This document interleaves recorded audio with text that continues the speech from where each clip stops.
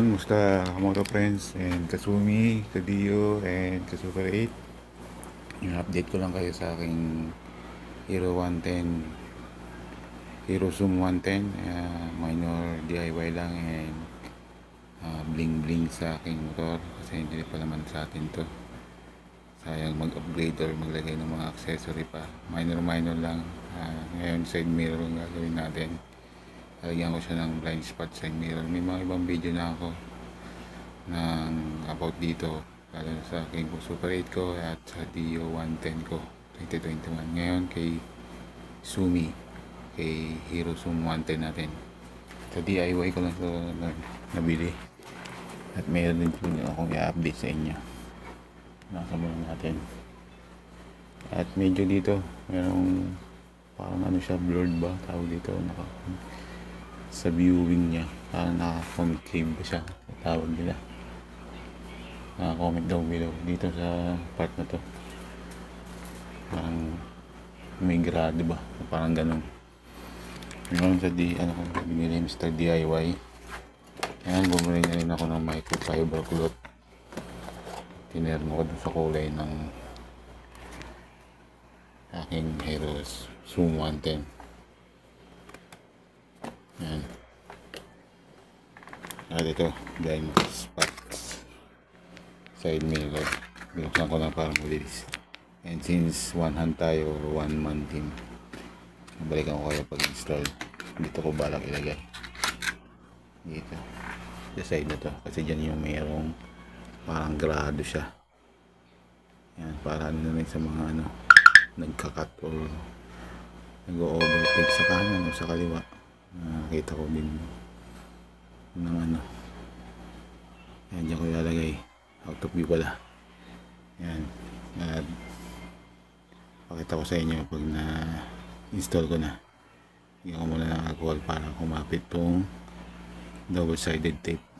Yan, balikan ko kayo.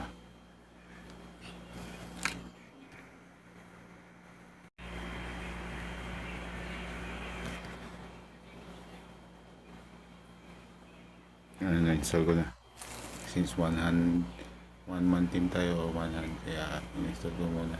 Pinakita ko na sa inyo pilis ada. Ayan, blind spot side mirror. Ayan, depende naman sa inyo kung gusto nyo lagyan ang inyong Hero Zoom 110. Ako, lahat ng motor ko meron. Ayan, yung Super 8 ko meron din. Ayan, Hero Zoom 110.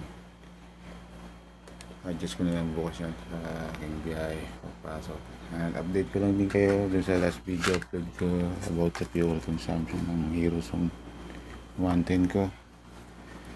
Last niya is nasa 34 yata. Nagpa-full tank ako. Ngayon nagpa-full tank ako ulit.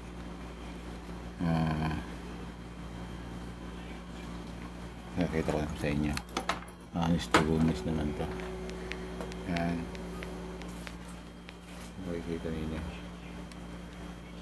medyo hirap sa yan, 483 km. Nagpapunta ako kanina lang is mileage na gamit yung Coelho app. Yan, 38. Screenshot ko na lang siguro. Medyo hirap sa yan, 38.2. Pangalawang second full tank ko na to. Last full tank niya naka 34 ako, 34.6. As rider ko ay sprinter ang trabaho ko. Package, mga parcel, may mga bulky. Yan, yung mga nakalang araw is mula nung kinuha ko siya is partial lang. Nakapagpa-full tank lang ako noong January 23 saka ngayong 26 after 3 days. Yan, near empty siya dito. Nakikita nyo medyo hirap ang pag LCD to LCD. Yan, hindi pa naman nagbe-blink, nagpa-full tank na ako. 11 PM papasok na ako bukas. 11 PM